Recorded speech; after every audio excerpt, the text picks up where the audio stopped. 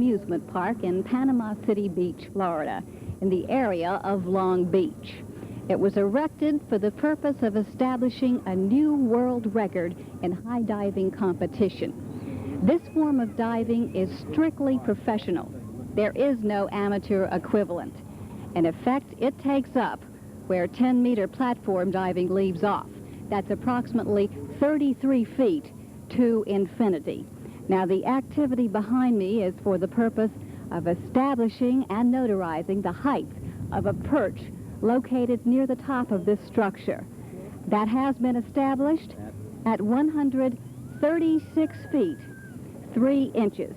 Now, the current world record was set just a little over a month ago, 130 feet, 6 inches, in Cypress Gardens, Florida, by 3 divers, John Tobler, Pat Zucker, and Donnie Vick. They bettered a mark of 129 feet 6 inches, which had held for 6 years, set in 1968 by Dave Casper. Now, if these heights don't impress you, consider jumping from a balcony of a 13-story building. That's about the height of this tower, 13. We hope that's going to be a lucky number today for our 2 divers. Worried about superstition. Now, of course, there is a great element of risk in what you are attempting to do today. Mike, why are you taking it? Well, I've been a professional high diver for about 6 years now, and I was at the last contest they had for the world record, and it was an invitational contest, and I wasn't invited, but I was there as a spectator, and I just felt that I had the ability to do it, and so here I am doing it. You sound like you have confidence now in that ability. What is your experience?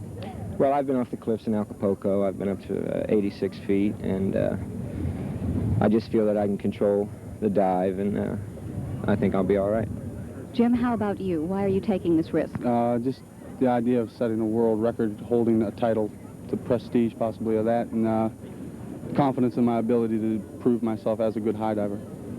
What is the highest dive you have done at this point? 110 feet. And I think, what about you, Mike? 110. We both went to 110. Now, I think we should stress here the importance of the fact that you do not practice at these heights. No, once you get above 80, 90 feet, and the chances of getting injured just increase immensely, and you just can't keep going up and practicing like going to 110, 120, because your body takes such a punishment when you hit the water that you would be too bruised to do it. All right, now what dive will you be attempting here today? I'm going to do a flying full gainer. Which is in? Well, it'll be a reverse somersault, and I'll be flying it in a laid-out position, and then if everything goes well, I'll just have to tuck up a little bit and get in the water straight. Jim, what about your dive? I'll be doing double somersault with a half twist. Now, I think we should point out him now. When he gets to the top of the tower, I will talk to him. We spoke earlier, and he told me that in the beginning of his climb, he will not think about the dive at all. He's going to think about his pretty wife, Debbie, who is sitting at the base of the tower. They have been married about 2 years. They are expecting their first child in October. Mike says he will think about his family, he will think about his friends.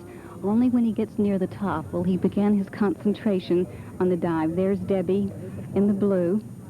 She has extreme confidence in her husband.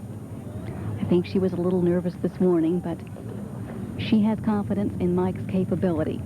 Mike is a veteran from the cliffs of Acapulco. He has been a professional diver for a number of years. He is a native of Miami, Florida.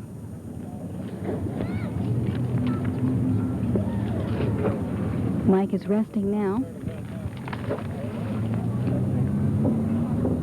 His wife was the former Debbie Elliott of Miami. This lake is approximately 10 feet deep in the area just below the tower. The standard depth is about 2 feet all the way around. They had some equipment come in here and dredge the bottom and try to make it about 15 feet, but because of the shifting sands, They estimate the depth now to be about 10 feet. They'll try and make a shallow entry. Every safety precaution has been taken. There is a diver here now at the base of the dock, standing by. He's probably going to go down and check the bottom. The water here, the visibility is not particularly good. We have 2 divers on the scene now. The visibility is not particularly good, but by stirring up the water, they hope to discourage any turtles or any fish. Mike is resting. It's very important after a climb of this type, because he must have full control of all the muscles of his body. You will also see the 2 men at the base of the tower with long poles. In addition to frightening turtles, they're going to be splashing the water because it's very difficult to see the surface from that height. It's very difficult to tell when you're near the surface coming down at that speed and that height. The speed is estimated there ain't no visibility at all. at about 75 miles an hour. The dive should take approximately 2 9/10 seconds. We just received words from one of the divers that the visibility is absolutely 0. The wind will probably not be a factor today. It is out of the south-southwest, between 10 and 12 miles an hour. That's a quartering wind coming from Mike's left. Mike's dive is a reverse somersault. Here I am. Mike, how does it look from up there? You can almost see Cuba. It's really up here. Now, you climbed this tower earlier today and had your first look at the water from that height in an effort to psych yourself, to get used to the height. What is going through your mind now? Well, it looks a little bit better to me than it. That's why I came up earlier this morning around 7 o'clock. I wanted to look at it, and get it pictured in my mind and not have to go at that time. And now I'm up here, and I've been here before, and it is really high, but I feel pretty good, and it's a nice day, and I think I'll be all right. You can see your coach now, Johnny Bauer of Miami, Right. who is walking off to your right, white pants and the blue shirt. Correct. He's been a great inspiration in your life. Yeah, I met Johnny when I was about 10 or 11 years old, and he's just a terrific man. He had to go back to Miami, and he got back up here this morning, and we were really depressed until we saw him, and he lifted our spirits right back up, and so I'm glad he's here. How long do you estimate now before you can make the dive? Well, I'll stand up in a few minutes and relax my muscles. They get all tight from climbing up this thing, and I want to make sure they're nice and loose before I go, and I feel good. My legs aren't tight, so it won't be very long.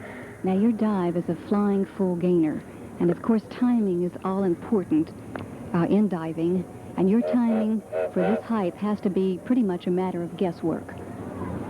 What adjustments are you going to be making?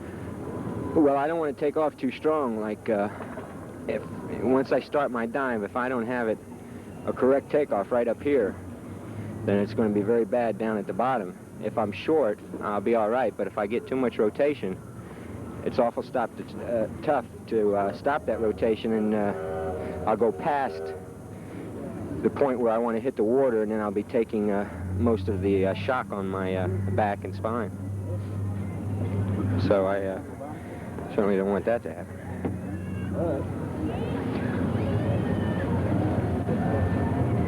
All right, the divers are down here. They have pretty much combed the area. There is no visibility, as you well know, but it should be clear of any fish or any turtles at this point. Well, I'm ready. Your partner, Jim Locke, is down here. He's waiting for your signal. Okay. Well, this is it. Good luck, Mike. Thank you very much.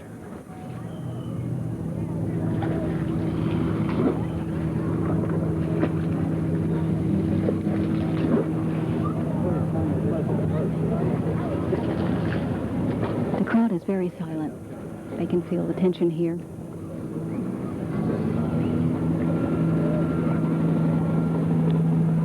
Debbie has been amazingly calm.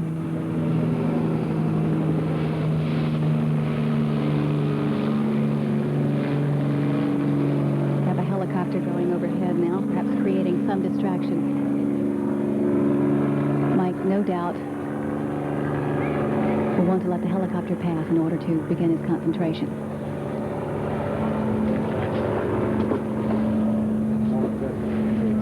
He is turning around now in the position that he must mount this perch. This perch is about 18 inches wide. Now he's back around now, surveying the height, getting his muscles a little loose. There is an emotion up there. Both of these divers admit to it. It's called fear.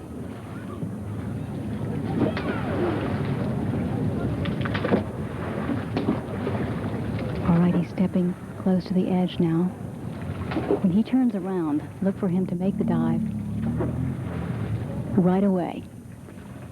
Because the longer you wait, the more difficult it is. Here he goes. Bottom!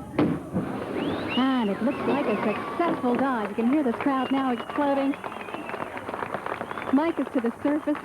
He looks like a very happy man. Ladies and gentlemen, a new world record in men's high diving. 136 feet, 3 inches.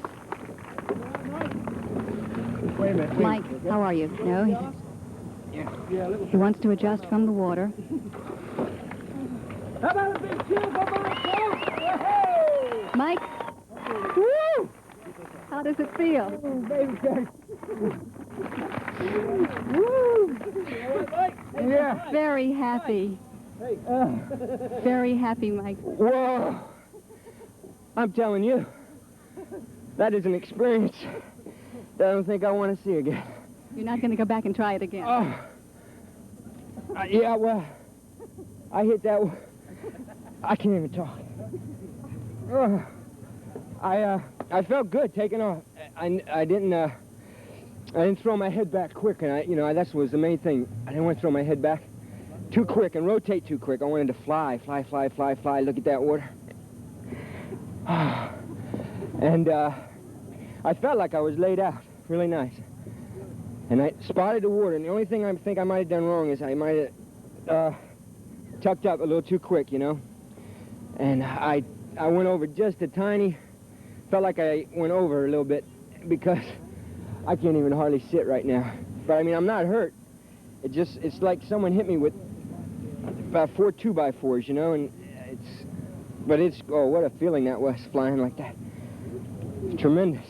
Do you think you'll ever try it again? I'm feeling better right now. It doesn't even hurt. Yeah. Someone wants to break my record, I'll break their record. Okay, your teammate is over there now. Yeah. I know that you're going to want to talk to him, and your coach, Johnny Bauer, is standing by. I know you're going to want to have a little conference now. All right, a big hug from his coach. This, of course, will give the younger diver, Jim Locke, great encouragement. Mike is 26. Jim is only 22. And in fact, their coach, Johnny Bauer, has been with these two constantly. But of course, Mike, in effect, serves as Jim's coach also.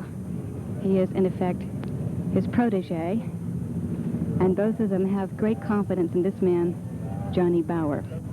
Johnny Bauer was a former European amateur champion, 1949. He's been diving professionally for 25 years.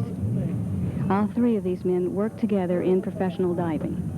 Okay, I'm ready to go up, so I hope I do as well as Mike. I think Mike did a really well-executed dive. He did it as best he could, and he isn't injured, and that makes me feel really good. I know you're encouraged. I'm on my way up now. Okay, Jim, good luck to you. We'll talk to you at the top. Okay.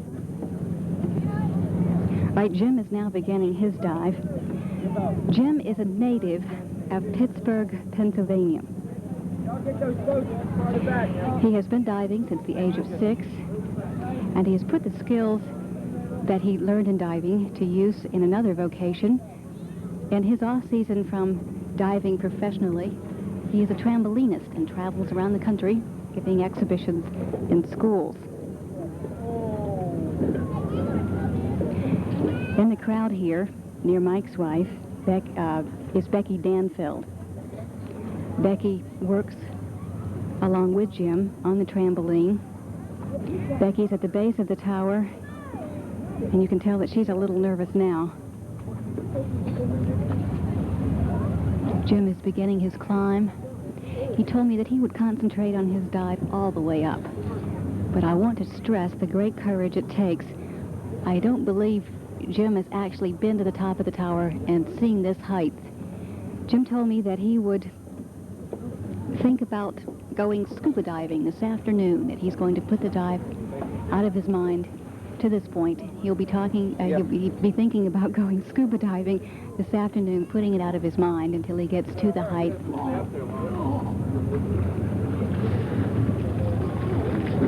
Mike has been concerned that perhaps he did not take enough time when he reaches the perch to concentrate, because the concentration, putting it all together mentally, is very, very important here.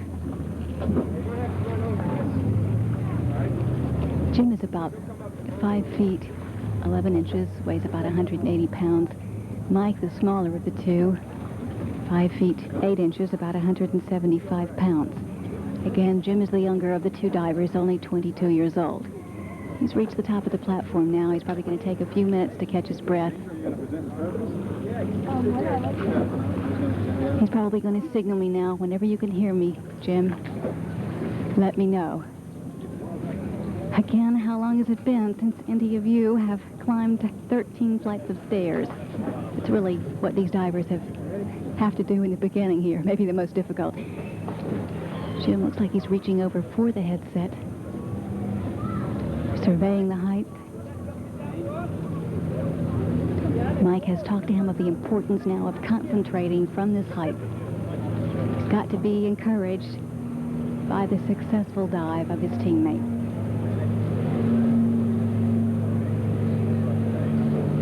Both girls at the base of the tower.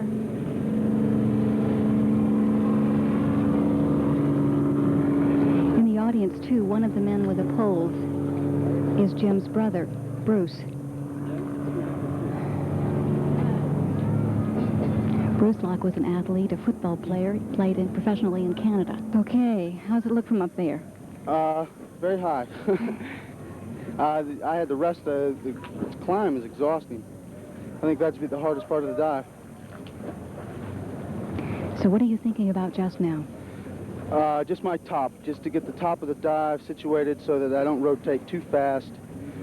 See the water at a 1.5 somersault and put my half twist in and get a good entry. Now the entry here is very important. You said, if anything, you'd like to be a little short, because I think it's important here to point out the fact that once you begin your rotation, you actually cannot stop. Right, correct. So right, as you said, the last part of my rotation is the most important. For me to be short would guarantee me a safe entry. All right. Pardon? We will await your decision as to when to go. Okay, thank you.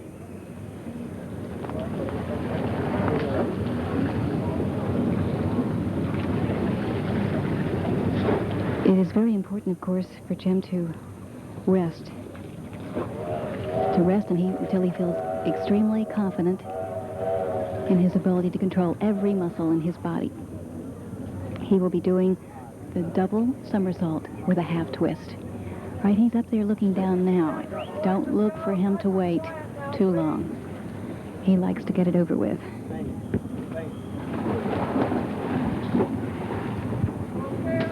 He signaled the ground. Here he goes.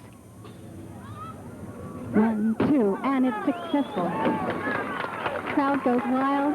Again, Jim is all right. Jim, Mike, he looks like he is all right. No trouble getting out of that water. Jim, how was it? Scary. Most frightening thing I've ever done in my life. I don't know exactly how were the legs, Coach. Beautiful. Thank you. Thank you for the coaching. I couldn't. Thank you very much. What about the dive? Describe it for us. How did it feel on the way down? The top was good. That's what I was talking about earlier when we got up there. I didn't get my rotations too fast. That's why I was actually short. You saw my legs bend. That's what I was looking for. I'm, very satisfied with the dive. Tell me this, you two. Now that you have successfully broken the record, how long do you expect your record to stand? Perhaps you've got more breath here, Mike. Well, I'll tell you, we didn't know what the experience was, the feeling doing it. And if anybody thinks they can do it, they better have second thoughts, because it's really something else. And I think it'll stand quite a while. Jim, would you do it again? I think I might. I'd have to consider it for a very long time. Right away? No, not right away. No way. I would like to know what you two feel might be the ultimate for this type of dive at this point. How high can a man go? Well, I'll give you an example. I did my practice dives from 110. My legs were straight and strong. I had them as tight as I could here, and they just went like, I had no control. My legs just separated just from the speed. So I would guess maybe 20 or 30 more feet, and then you're going to get into serious injuries. All right. My guess. Jim, Thank congratulations. Mike, congratulations to you. Appreciate it. Now, Mr. Paul Churchwell will come in and present the trophies to Jim and to Mike to signify that they are the new world high diving champions. Now, I would like to remind you of the new record established here, 136 feet, 3 inches. It may be a long time before that is topped. This is Jane Chastain reporting from Panama City Beach, Florida.